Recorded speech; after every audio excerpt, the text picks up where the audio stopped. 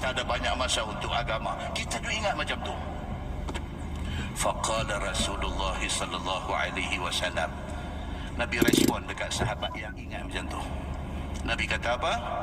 La antumul yawm khairun minkum yawma idzin. No, Nabi kata, hampa lah ni, hampa susah lah ni, hampa lebih baik daripada kalau hampa jadi senang macam tu. Ni hang susah lah ni lebih baik untuk hang daripada kalau Allah bagi dekat hang kesenangan, hang duk buat lah pun hang tak ada buat. Nabi kata macam tu. Muslimin dan muslimain dirahmati Allah sekalian.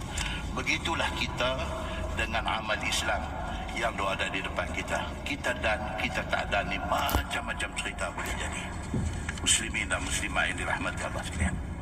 Dalam sebuah hadis riwayat daripada Khabbab bin Al-Arad radhiyallahu anhu,